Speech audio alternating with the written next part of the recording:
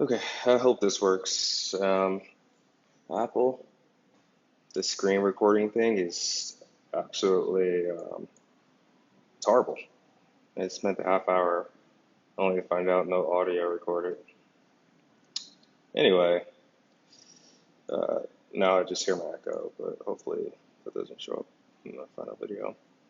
So I wanted to make this video um, to uh, basically share that Capital One has filed a lawsuit against me in Pennsylvania over a credit card that I've made $23,000 in total payments, and they've collected over $4,000 in interest alone.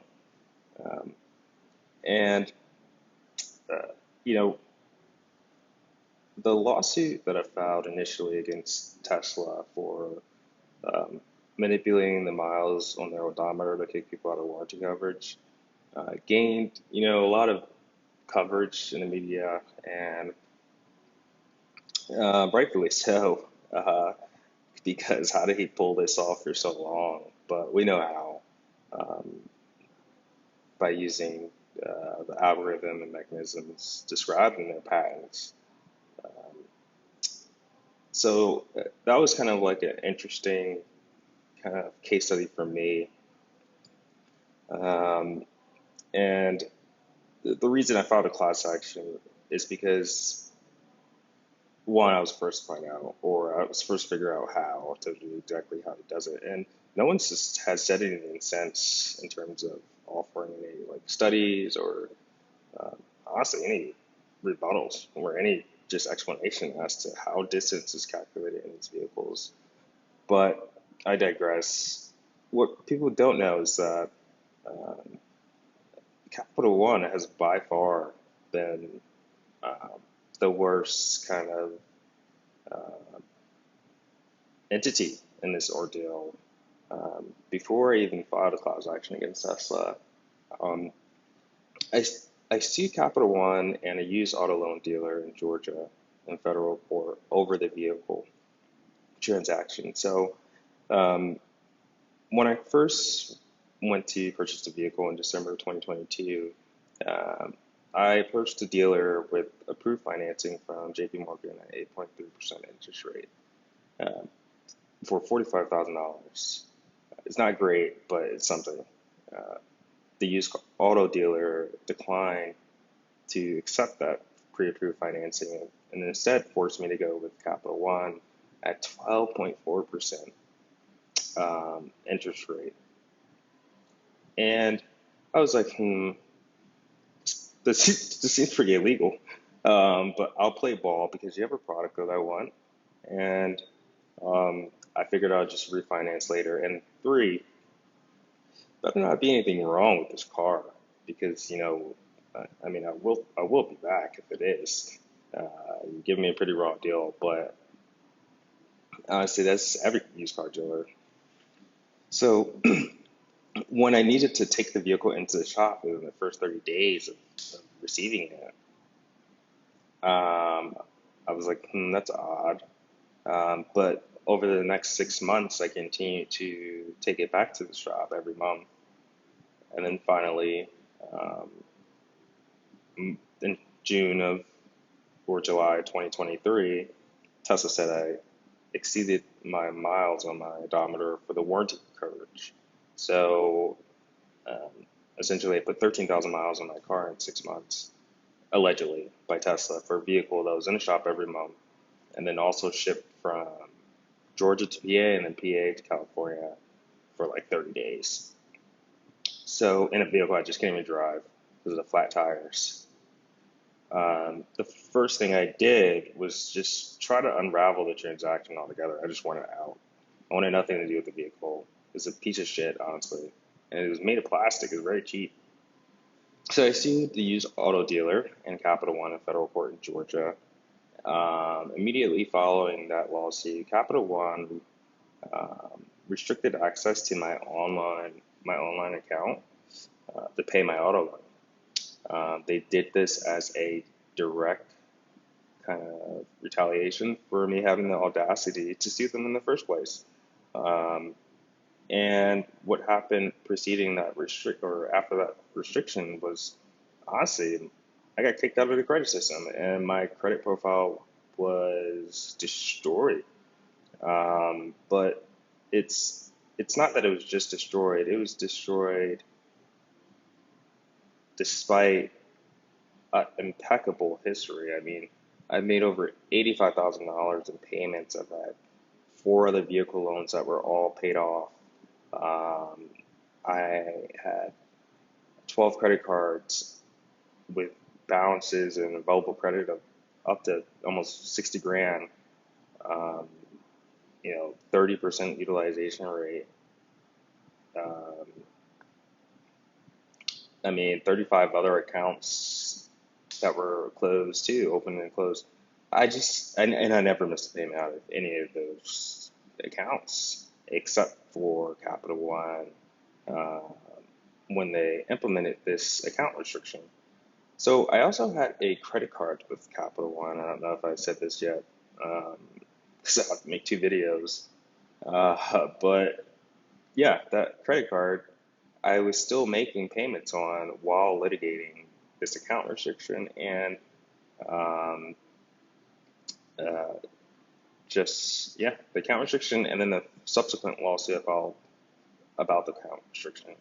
Up until about I would say like 2025, I was just like, yeah, this you guys can have this. But after they implemented this account restriction as a retaliatory action, um, all of my credit cards sent me notices saying that they are reducing the available credit on my account to whatever the balance was. So if I had a $10,000 credit card with a $2,000 balance, my new utilization or my new credit limit would be um, $2,000, and I would immediately hit 100% utilization.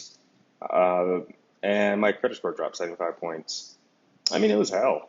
I got 42 different adverse actions. I couldn't even get a new car or a vehicle loan because I had a charge-off account. Like, imagine that. Like, I got the Tesla from hell, putting miles on the odometer at their own pace, and then the suspension fails, and I can't even drive it anymore. The Tesla's like parked. Um, and then I can't get a new vehicle loan because Capital One is over here uh, trying to retaliate against me because I sued them for over a raw deal that they shouldn't have given me, especially given my credit history with them. Um, so it was pretty crazy. So I had a law firm here in California. We sued Capital One and the three credit bureaus. And at first, the three credit bureaus tried to, um, I guess, they tried to get together and come up with a strategy to get the case dismissed. I guess they figured there's three of them, plus Capital One, so forth.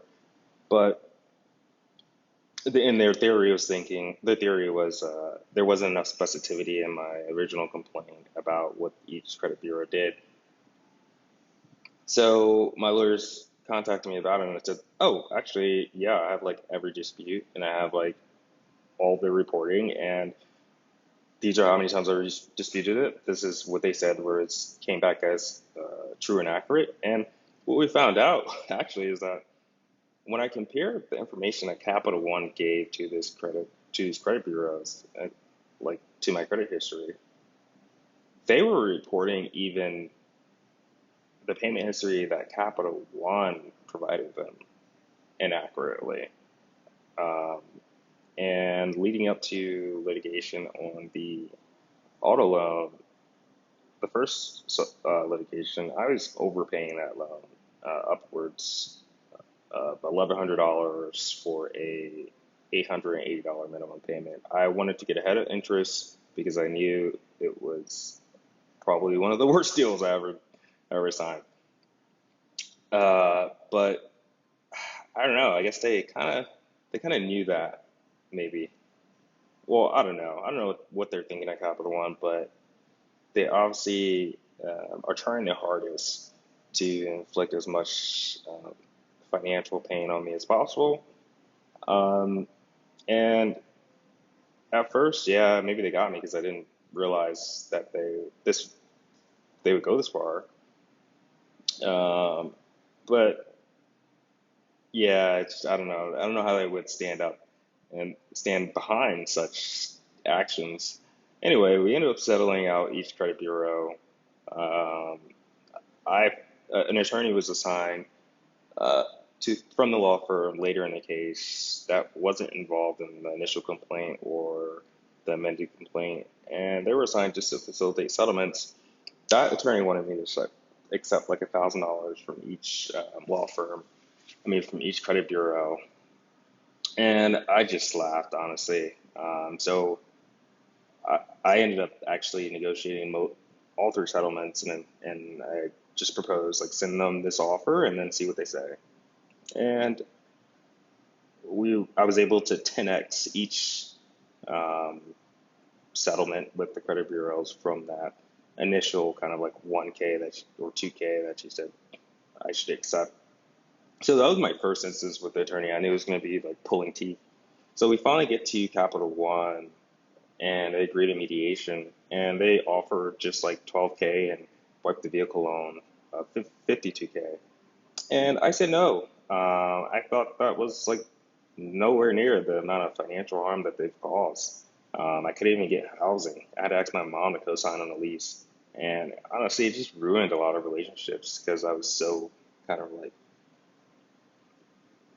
in disbelief that I'm now effectively kicked out of the credit system overnight by a bank that's taking actions that were clearly illegal and clearly retaliatory.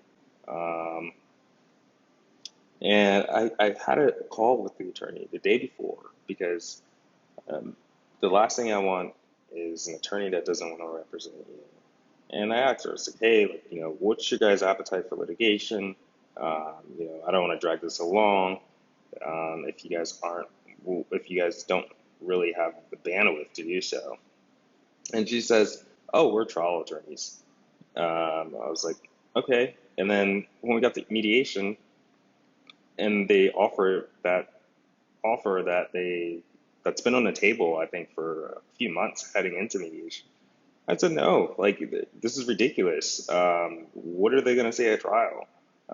There's nothing that they can say to justify the actions that they've taken and the financial impact that it's had on someone who's had a very sophisticated and unblemished record.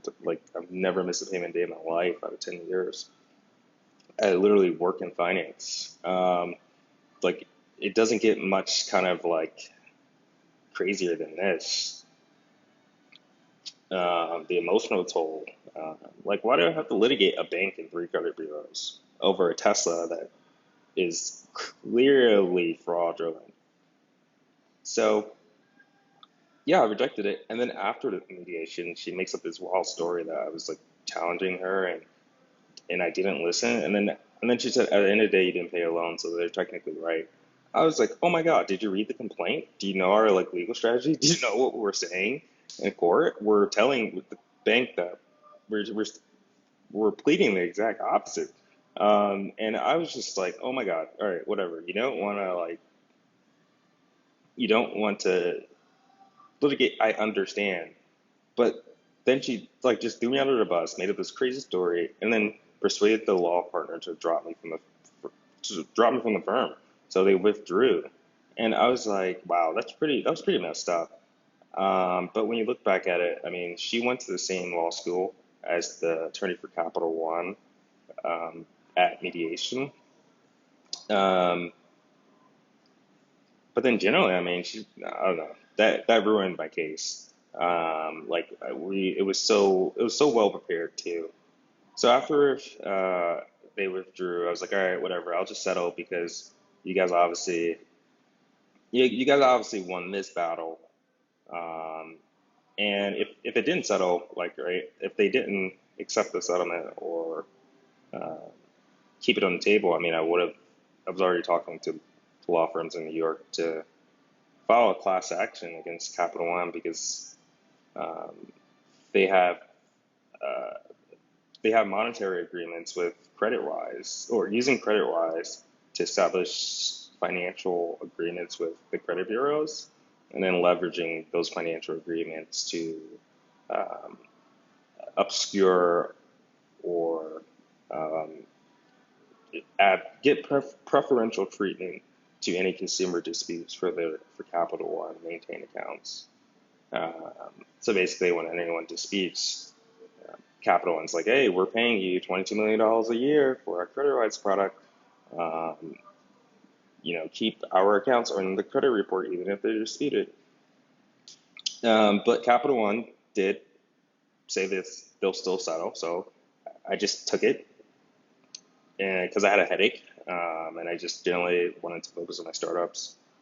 Um, and one interesting thing is that when I was disputing the auto loan and the credit reporting, Capital One will respond by opening fraud disputes for that credit card that I have with them, just to confuse the credit bureaus and just kind of like dig in. So when settlement came around, I said, hey, like let's like cut the relationship altogether. You guys should take the credit card, wipe the credit card account as well. They explicitly declined to do so. I was like, all right, whatever. They assumed it was not a part of the current matter, and I was like, well, it is. I mean, and I told them that you guys were opening disputes, fraud disputes for this credit card when I clearly disputed the auto loan. So I don't see how you see it's different. Either way, man, you're not getting paid. So we just settled, and then a month later, I'm here today. Like, yeah, literally, it settled like a month and a half ago.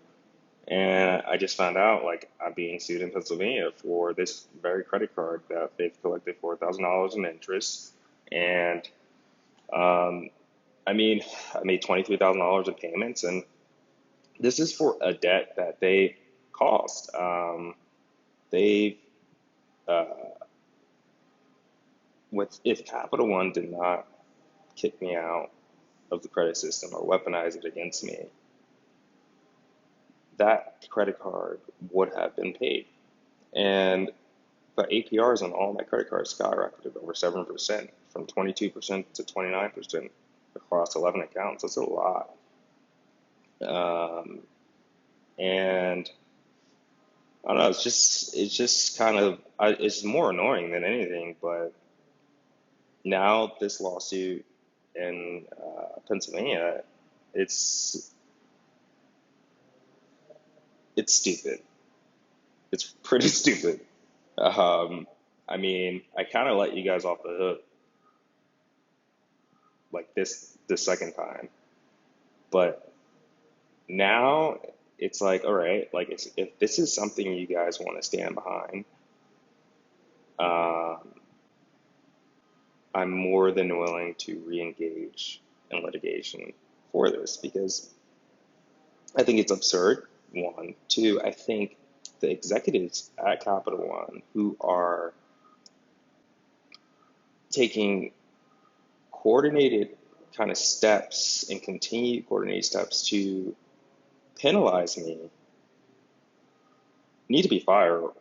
And, you know, they should be fired for incompetence more than anything because from each action that was taken, they've had to have broken so many internal policies, so many internal guidance and regulatory guidance just to take the actions that they've taken. Like there's not, banks, you don't just go and do whatever you want. You have to get approval to take many, many actions because they know it's a huge liability. Um, if you don't, they have so many compliance programs that it's it it takes a lot of coordination and a lot of communication to go from an auto loan issued by Capital One Auto Finance, but serviced by Capital One, to for that group to communicate with Capital One, the bank, and tell them to restrict my access. One, and two, even after repeated disputes, I was basically begging Capital One to take my money so I could pay the auto loan. They have a recording of me calling and saying, "Hey, I can't pay the loan. Can you guys lift it?" Because I don't want to play these credit games. Um, in the end, I mean, I have 42 adverse actions. Couldn't even get a new vehicle. Um, it was devastating and continues to be so. Um, but then three, now that they are suing me in Pennsylvania for a credit card that had one a $2,800 balance. The rest are just fees, so now it's $3,800. But for a credit card, they've made $4,000 in interest alone on. It's paid itself over. I've been a highly profitable consumer by all measures, and I just don't think this is a policy in the bank to engage in debt delinquency or debt collection via suit for accounts that have been paid over and they've collected this much in interest from. I just don't think that's something they would do. I think they reserve these types of debt lawsuits for consumers who they're still collecting interest on or like made a balance and just never paid. I've had that balance paid many times over, um, hence the $23,000 in payments alone. I think, it's absurd. But I think, you know, I don't know, I'm really not the one. Um, and whatever executives that are back there trying to do everything in their power to kind of weaponize their resources against 29-year-old, I'd tell them do better. And then two, I mean, I continue to walk circles around their entire team. Um, uh, and the only thing I can think of is it's a bit of race in it. I don't want to say it or make those allegations, and because people get really like defensive about it when you try to make it. But I've seen this type of conduct before, like many times throughout my career. This unexplained, highly targeted um, kind of actions towards you, uh, even though you've kind of done everything the right way. But when it's your employer, you can't really do anything. Too, um,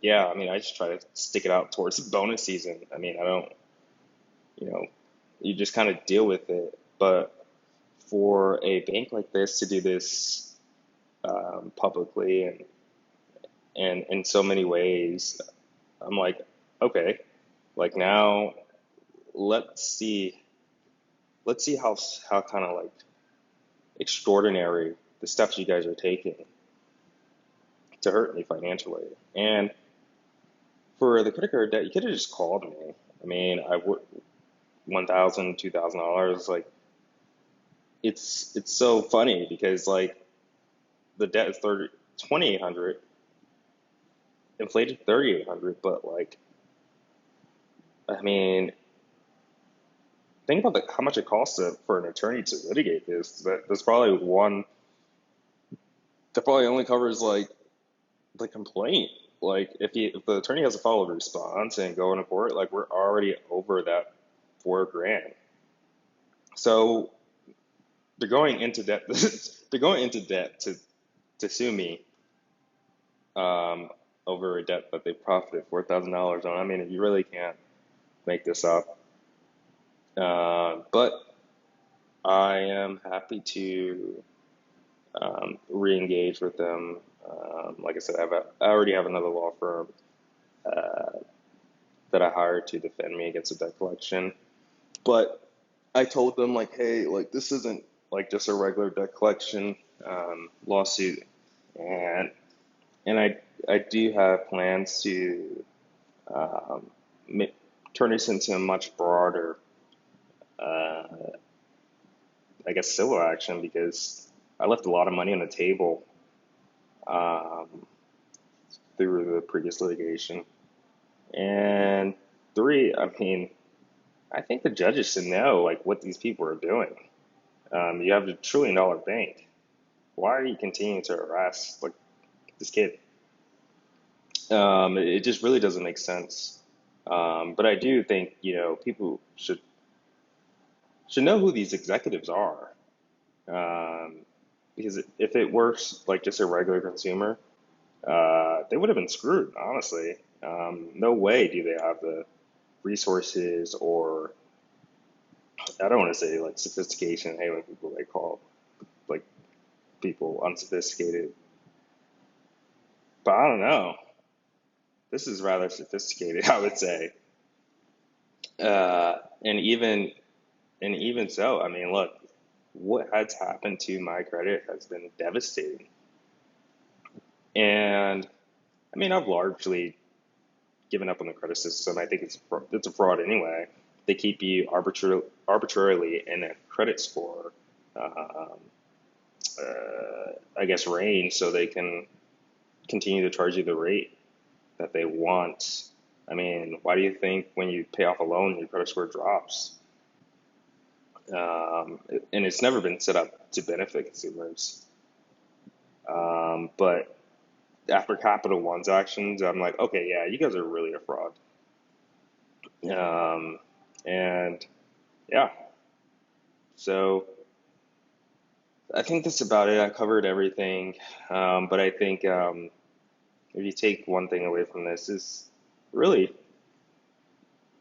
we should really understand who these executives are at Capital One and who's been facilitating this coordinated actions against me over the last 2 years. Um, I mean, I just don't know, but I'm willing to find out. And then two, uh, I mean, I'm ready for to reopen this case. I mean, I think I think you guys have really, I don't know. I think you guys are making a mistake and continue to do so. Um, so that's about it.